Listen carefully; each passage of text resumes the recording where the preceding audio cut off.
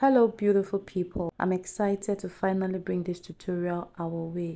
As you can see, this is an off-shoulder gown with an extension at the back. So if you're new to my channel or this is your first time coming across this channel, hi, my name is Miss P Clothing and I'm excited to have you here. So just stay with me as I show you the processes and how you can make this gown from scratch to finish. So if you're ready like I am, then be my guests.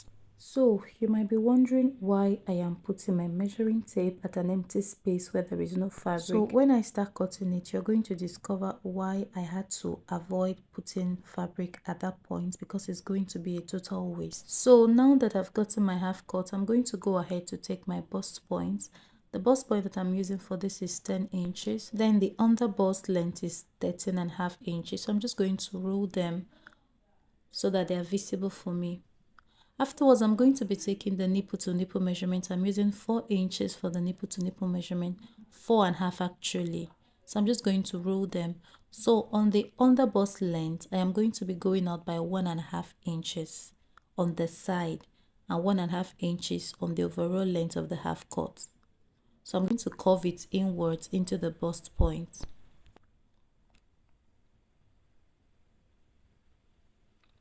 So I'm going to do the same nipple to nipple measurement and just roll it out. Since this is an off shoulder, I'm also going to take 1 inch on this side, 1 inch on the second side. Then I'll just connect the curve to go meet the 1 inch at the top side. So I'm using this top side as the shoulder parts. So I also connected it on the other side as well. So on this other side, I went out by 1/2 inch and then I blended it. Some people don't like to make any adjustment on that side, but personally I love to make some curves at that point. So next I'm just going to be taking my bust measurements on the bust width. So I'm not going to be using this, I'm going to be cutting this part away. So I'm going to replace it in the main body of the fabric, 2 inches, and then I'll take my waist measurement, and also I'm going to replace this part I'm going to be cutting away. I'll add it inside 2 inches. And so this part of the shoulder, which is the neckline at this point, I marked my neckline and then I'm just trying to confirm how wide the neck is going to be. So I confirmed it and it's okay. 10 inches is very perfect. So this 1 inch, rather 2 inch, I'm going to be cutting it away. So I made provisions by attaching it. Then I went ahead to add 1 inch extra for allowance, for seam allowance. So I still place my tape like on an empty space again to determine my shoulder depth. I'm using 8 inches for the shoulder depth. So I'm just going to link it to the width of the neck that I measured earlier, like this. So I'm done with the front part. So I'm just going to fold my fabric again and just lay the front part, make provisions for the zipper allowance. Then I'm just going to cut like the overall width before I go ahead to differentiate between the back and the front. So you can see that there is an excess at the side, which is for the zipper allowance. So I went ahead and I cut the sides and the armhole. So for the zipper part, I went out by 1/2 inch for the zip slant, so that our zip doesn't have a board. Then I still laced it over it. I'm going to be cutting on this part for the back and the front together, so that the back has something like a princess dart at the back. So afterwards, I'm going to separate the back from the front. You remember that the one on top is our front piece and then the one underneath is the back piece. So I just try to mark them to differentiate between the good side and the odd side of it. So I'm going to go further by completing the cutting for the front part of it, so that after cutting all of the sides out, remember that what we are cutting out at this point, we already made provisions for it by adding the extra to the body of the fabric. So as I'm removing this one, we are not going to be short of fabric, or it's not going to be tight, because we already added it to the main body. So we don't have a problem cutting it away at this point.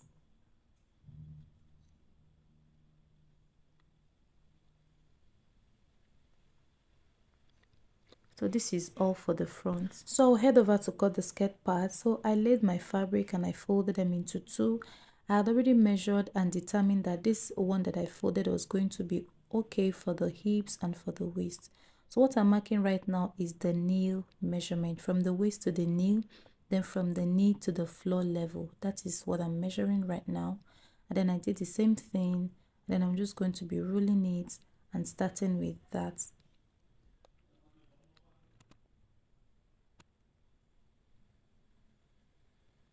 Next, I'm going to take the waist measurement.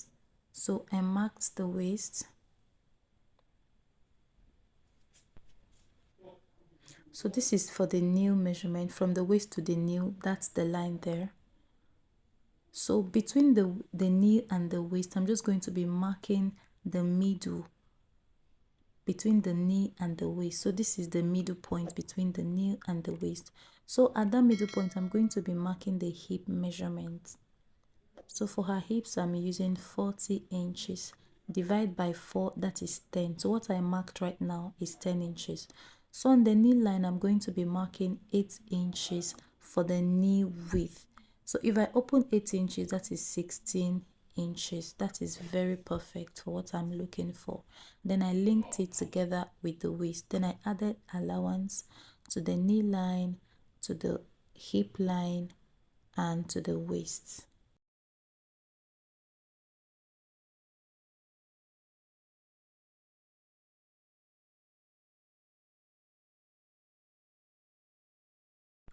So from the knee line, I am going to be marking what I marked on the knee line. I'm going to be marking it on the overall length. And remember that I marked 8 inches. So I'm going to mark the same 8 inches. And then I'm going to link it to the knee. This is just an attempt to really determine how wide I want the flare underneath to be. So once I connect it with the knee line, with the measurement on the knee line, I can determine how wide I want to spread it afterwards. So just watch what I'm trying to explain in a minute. Then I'm going to be showing you what I mean in a minute.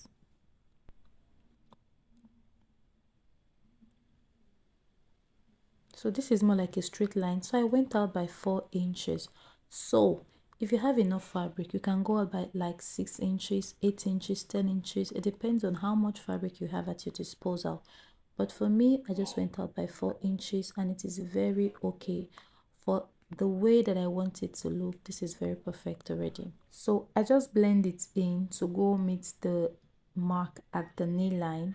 So you can see how it is already. Instead of having it a straight line, there's already a slant from the knee line downwards. So I'm just going to follow the mark and then just cut it out.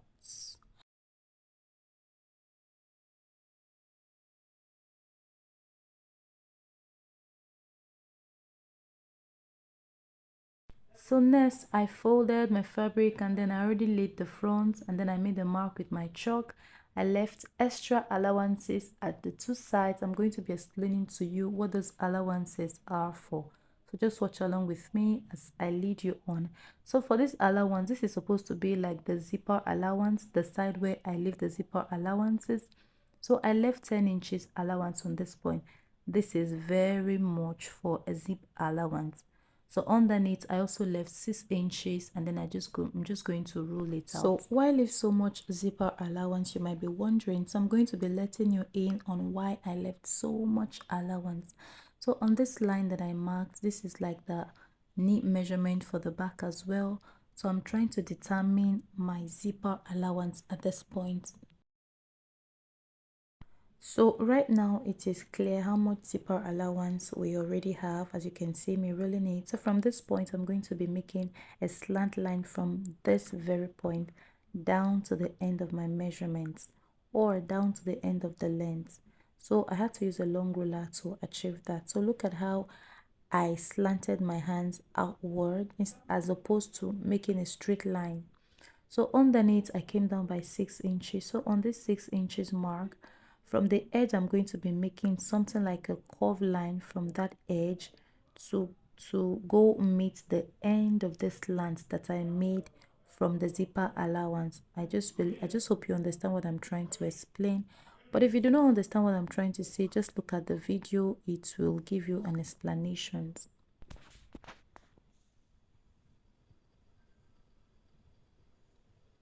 So this is what it looks like.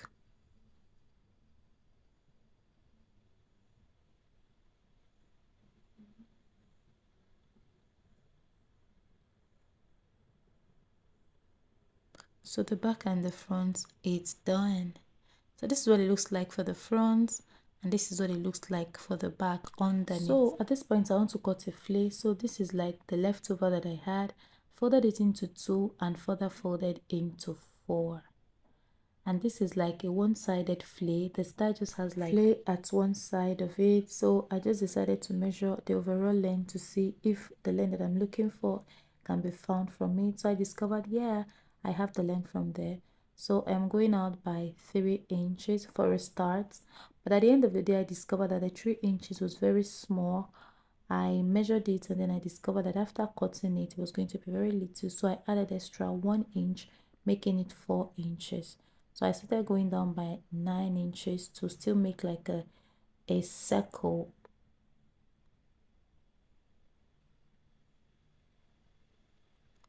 This is like the easiest way to make a flay.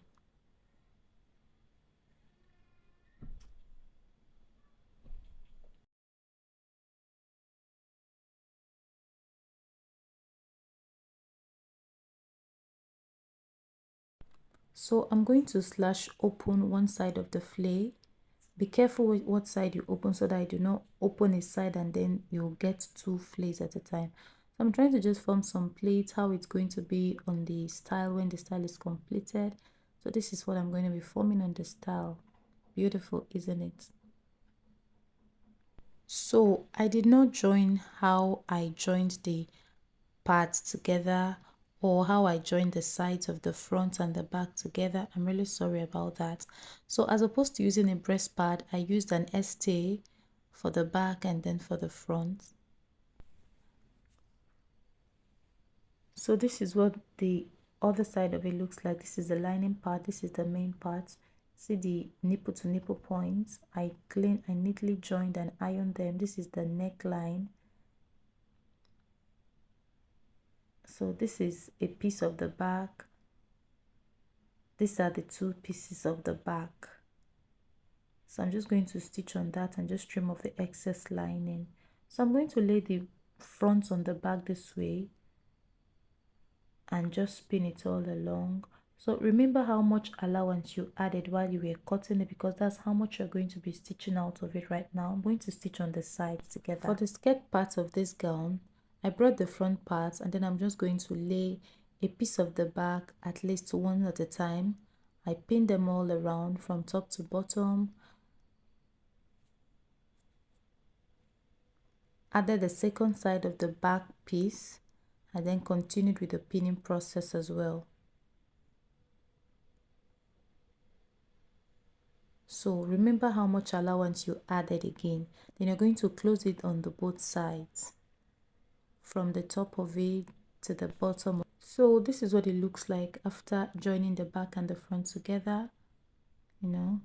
So I'm going to hold them both and just notch it at the middle. So this is an attempt to determine where the middle is when you join the back and the front together. I now notched. That's the middle part.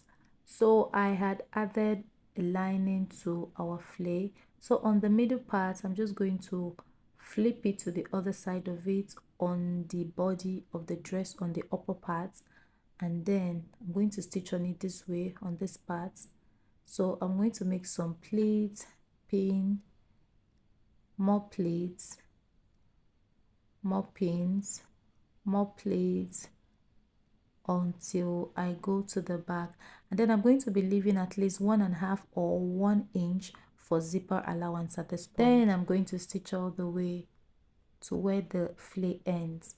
This is what it looks like after attaching the flay to one side of it. You can see very beautiful already. So I'm going to be adding the skirt part of the gown. You can see the skirt part as well. I joined the back and the front together, and then while joining it to the first half cut or the upper parts of it, I'm going to lay them from the side so that the seams at the side can align, like what I'm trying to do. Just try to align them before you stitch on them, before you close them.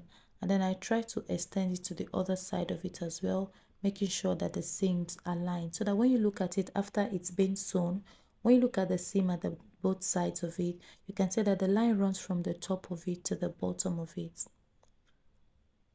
So I'm just going to go ahead and just pin them, then head over to the sewing machine and close it up. So I'm going to close it all the way. This is what it looked like after closing it. So you can see it looking very neat and very beautiful. At this point, I'll just have to use an iron. This is how the padded side of it is. You can see that it is not firm, but then it has the shape of a breast cup, you know. Then for the sleeve, I'm just going to pin them down, just assuming that they are closed, and then I'm going to attach it to the armhole side of this off-shoulder gown, you know. So I'm going to be attaching the sleeves this way, just pin them down before I head to the sewing machine, so go complete it out.